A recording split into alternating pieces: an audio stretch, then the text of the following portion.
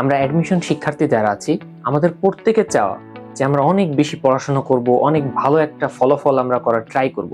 কিন্তু আলটিমেট দেখা যায় যে আমরা একটা দিনে ঠিক যেটা আমরা ভেবে থাকি সেটা কিছুই করতে পারি না। এটার কারণটা আসলে কি? এটা কারণটা খুবই সিম্পল। কারণ আমাদের নির্দিষ্ট কোনো টার্গেট আমরা আগে থেকে ফিক্সড করে রাখি না। আমরা একটা দিন যখন শুরু হয় তখনই আমরা ভাবি, আচ্ছা ঠিক আছে এখন কি করব, ভালো তো লাগতেছে না, কি করব কিছুই তো বুঝে উঠতে পারছি না। কেন? বিকজ আমাদের কাছে কোনো টার্গেট নাই।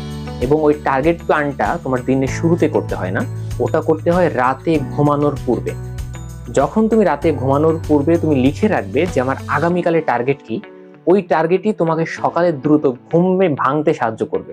এবং তারপর যখন তুমি পরের টেবিলে বসবে, তুমি ওই প্ল্যানটা তোমার সামনে রেখে দিবে, অন্যথায় তুমি তোমার দেয়ালে টাঙিয়ে দিবে। তো ওটা দেখে দেখে তুমি তোমার সারাটা দিনের মধ্যে যে বিষয়গুলো করা দরকার সেটা করবে। তার মানে এটা না যে তুমি আসলে একদম লাইন বাই লাইন, সময় বাই সময় 20 মিনিট, 30 মিনিট, 40 মিনিট এভাবে লিখে দিয়েছো। Not like that. তুমি ধরে নিলা যে তুমি আজকে 3টা সাবজেক্টের 3টা টপিক বা 3টা চ্যাপ্টার কমপ্লিট করবা বা রিভাইজ করবা। ওকে, তো সেক্ষেত্রে তুমি জাস্ট ওখানে লিখে নিবা যে ফিজিক্সের এই অধ্যায়টা, কেমিস্ট্রির এই অধ্যায়টা, জিকের এই টপিকটা, ব্যাস হয়ে গেল। তো এই বিষয়টা তুমি সকাল, বিকাল, সন্ধ্যা, রাত এই 4টা টাইমে তোমার মতো করে সুন্দর করে ফেলবা এবং টিক মার্ক করবা।